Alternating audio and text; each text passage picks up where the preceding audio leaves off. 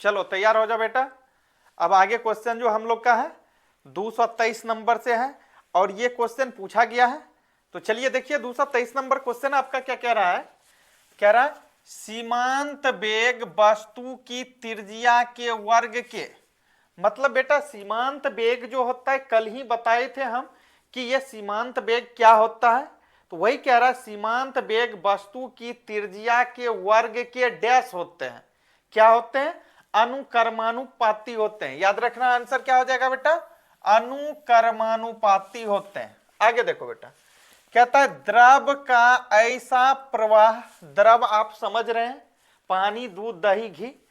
कहता है द्रव का ऐसा प्रवाह जिसमें द्रव का प्रत्येक कण, मतलब द्रव के या उस द्रव में द्रव का जो भी कण है एक ही बिंदु से गुजरे, क्या कहलाएगा? यह क्या कहलाता है? तो इसको क्या बोलेंगे? धारा रेखीय प्रवाह बोलेंगे। याद रखना है बेटा क्या होगा? धारा रेखीय प्रवाह होगा। आगे देखो, कहता है प्रवाह की वह उच्च सीमा, कह रहा है प्रवाह की वह उच्च सीमा जब धारा रेखीय न प्रवाहित हो वह विक्षुब्ध हो जाए, क्या कहलाएगा? तो उस समय ये क्या कहलाएगा आपका? क्रांति कोण। क्या हो जाएगा? क्रांति कोण। याद रखना है क्रांति कोण होगा, क्रांति कोण। चलिए तो ये करेक्ट आंसर हो गया क्रांति कोण। आगे देखिए,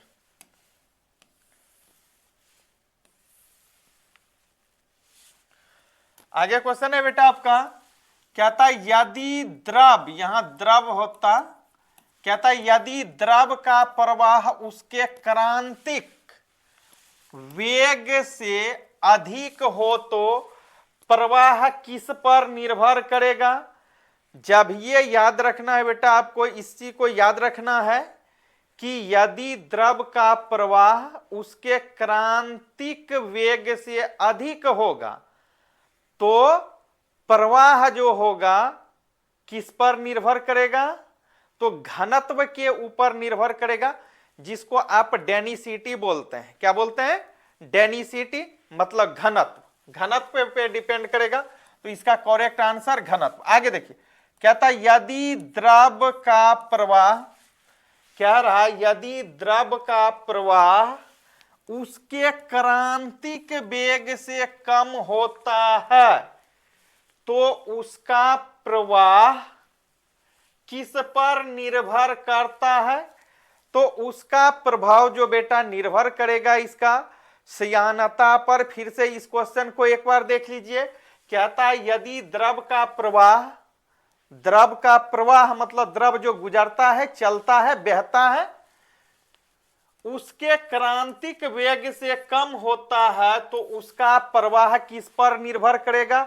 श्यानता पर। कल बताए हैं श्यानता पर, श्यानता पर। चलिए आगे देखिए,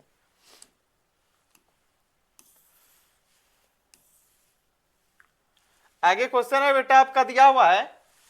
कहता है किस नियम के अनुसार, किस नियम के अनुसार पूछ रहा है, कोई आदर्श तरल, कोई आदर्श तरल नली में धारा रेखीय प्रवाह में बहता है तो इसके मार्ग के प्रत्येक बिंदु पर इसके या इसके एकांक द्रव्यमान की कुल ऊर्जा नियत रहती है।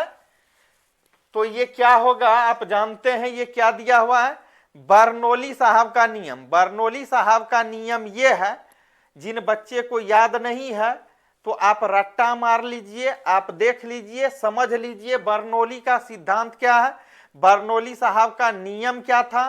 तो बर्नौली साहब का नियम ये है कि किसी नियम के अनुसार कह रहा कोई आदर्श तरल किसी नली में, यहां से लेकर के यहां तक आपका हो जाएगा, ये क्या है? बर्नौली का नियम।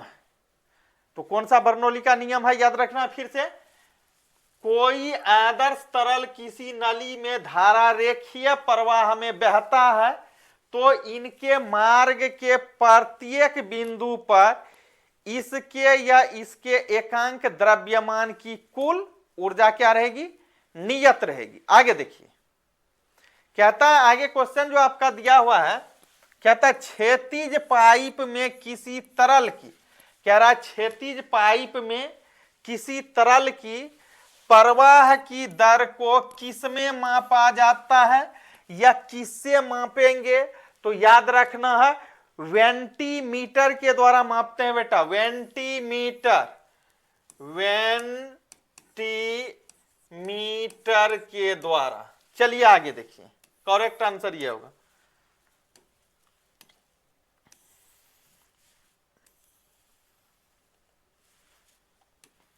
आगे क्वेश्चन है आपका, किसी तरह का प्रवाह, कहता है किसी तरह का प्रवाह वेग किससे मापा जाता है, ये तरह हो गया यहां तक तरल, किसी तरल का प्रवाह वेग किससे मापा जाता है, तो याद रखना है विटोट नली के द्वारा, विटोट नली।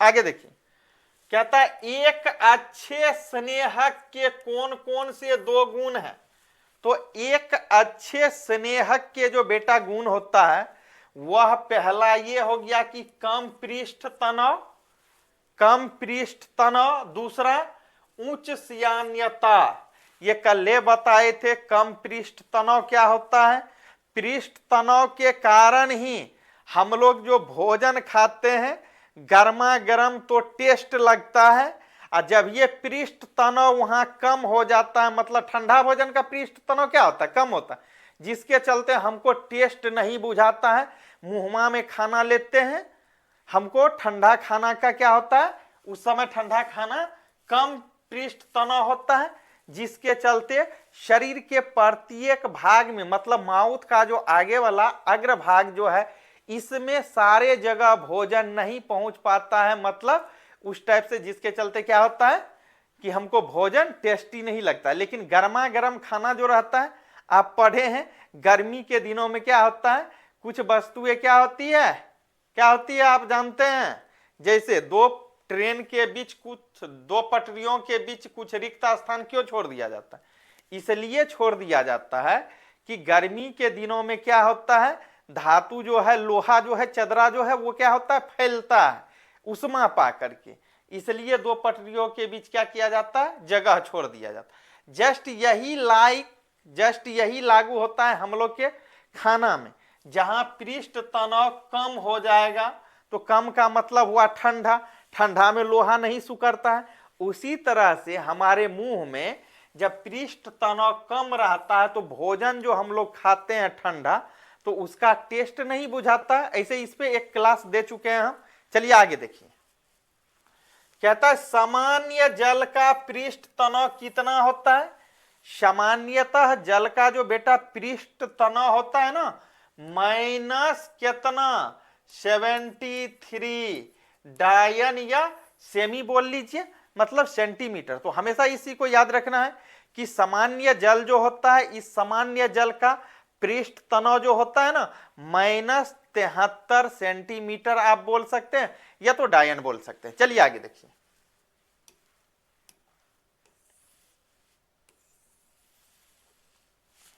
आगे क्वेश्चन है आपका बेटा, कहता है 20 डिग्री सेंटीग्रेड, याद रखना है 20 डिग्री सेंटीग्रेड पर जल की सियानता कितनी होती है, तो 20 डिग्री बता चुके हैं कि 20 डिग्री सेंटीग्रेड पर जल की जो सियानता होती है वह -1 गुना 10 पास्कल होता है।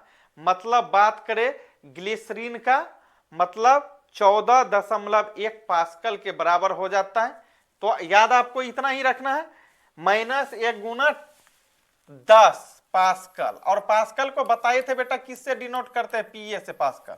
चलिए आगे दिया, पदार्थ का वह गुण जिसके कारण, कहता है पदार्थ का वह गुण जिसके कारण वस्तु पर लगने वाले बाह्य बल को, बाह्य बल क्या होता है? बाह्य बल बेटा ये हुआ कि किसी वस्तु के ऊपर आप बल लगा रहे हो, बाहर से जो फोर्स आप दे रहे हो, बाहर से जो बल आप लगा रहे हो, वही हुआ बाह्य बल। तो कहता है लगने वाले बाह्य बल को हटा लेने पर, मतलब छोड़ देंगे, हटा लेने पर वस्तु अपने पहले आकार मतलब रूप में आ जाता है। इस गुण को क्या कहेंगे? इस गुण को क्या कहते हैं? तो प्रत्यास्थता के कारण यह ऐसा होता है, आपको याद रखना है, प्रत्यास्थता। चलिए आगे देखिए, आगे दिया पदार्थ का वह गुण। अब क्या आता है? पदार्थ का वह गुण जिसके कारण वस्तु पर, पदार्थ का वह गुण जिसके कारण वस्तु पर कार्यरत बाह्य बल, कार्यरत बाह्य बल को हटाने के बाद वह अपने मूल रूप में नहीं आती है, उसे कहते हैं, उसे क्या बोलते हैं? याद रखना है आपको, उसे जो बोलते हैं सुअष्टयता। क्या बोलते हैं? सुअष्टयता। चलिए आगे देखिए,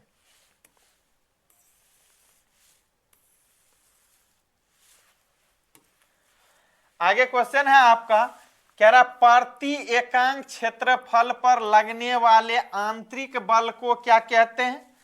जैसा कि आपको बताए हैं कि प्रत्येक एकांक क्षेत्रफल पर लगने वाले क्रियाशील बल को दाब बोलते हैं। प्रति एकांक क्षेत्रफल पर लगने वाले क्रियाशील बल को क्या बोलेंगे?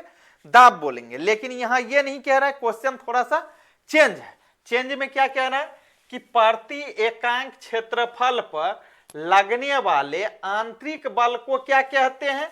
तो इसको प्रतिबल बोलते हैं बेटा, प्रतिबल। चलिए आगे देखिए, आगे दिया प्रतिबल बराबर क्या होता है?